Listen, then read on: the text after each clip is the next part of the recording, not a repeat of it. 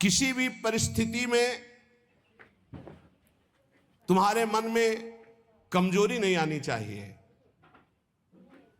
चाहे जैसी परिस्थिति तुम्हें याद होना चाहिए, ये इष्ट के द्वारा पास करके भेजी हुई परिस्थिति, मैं डगमगाऊं क्यों, मैं भयभीत क्यों हूं?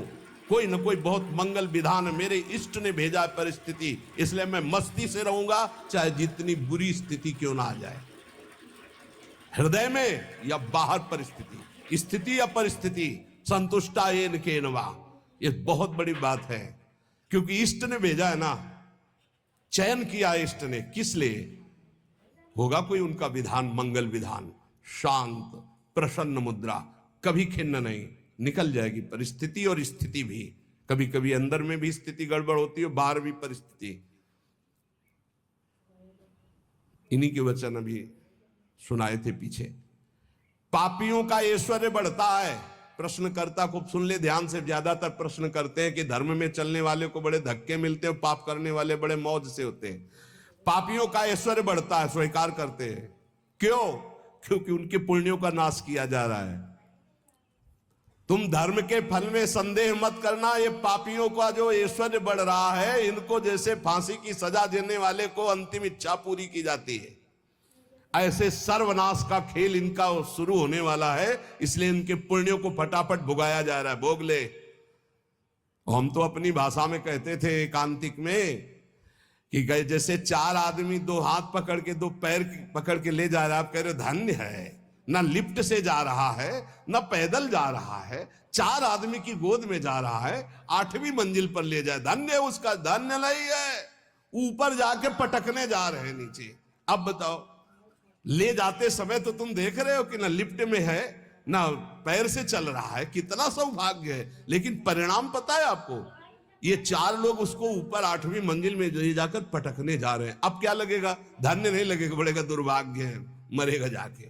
ऐसे ही पापी आदमी जब चारों खाने में हरा भरा नजर आवे ना बढ़ता नजर आवे, तो आप हाथ जोड़ के शोक मगन होना, अब मरेगा ये जाके। ये चार जो ले जा रहे ना, ये ऊपर से पटकेंगे जाके।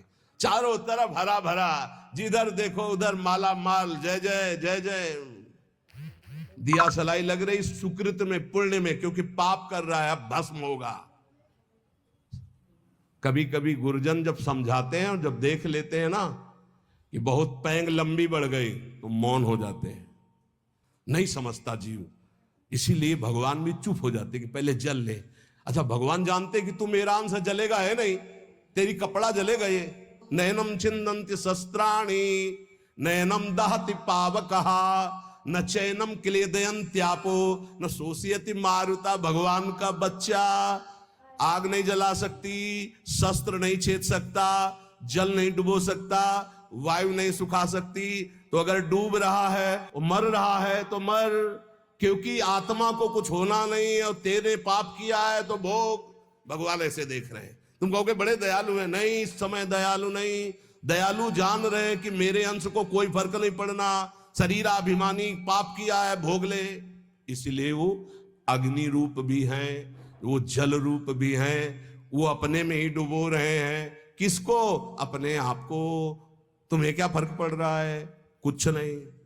हमारी भाषा समझ लो। कहें भगवान अब कहां गया, क्यों नहीं बचाया इनको, क्यों बचाए? उस समय जब उपदेश कर रहे थे कि ऐसा नहीं करना, तब तूने माना, नहीं माना तो भोग। तो बोले दया क्यों नहीं है? दया इसलिए नहीं कि असली वाले को जलन नहीं होगी और नकली वाला बचेगा नहीं। क्या? ये नकली है, यही जलेगा। असली जो भगवान का अंश है, उसमें कोई ताप नहीं लगता।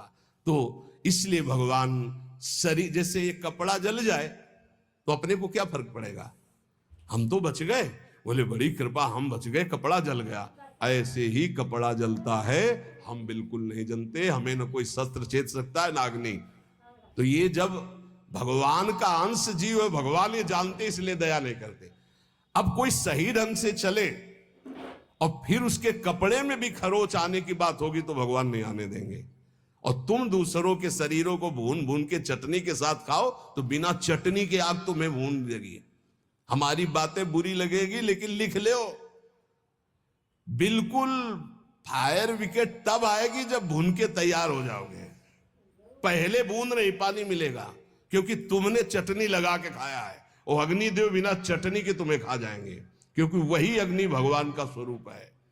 इसीलिए कहते हैं कि होश में ये मांस खाना, मदिरा पीना, व्यभिचार करना, पापाचरण करना बंद कर दो। प्रभु अभी तक जो हुआ अब लो नसानी, अब ना सही हो, नहीं खतरे में हो तुम पक्का। तुम्हें नहीं दिखाई दे रहा है, कोई अविनाशी शरीर नहीं तुम्हारा।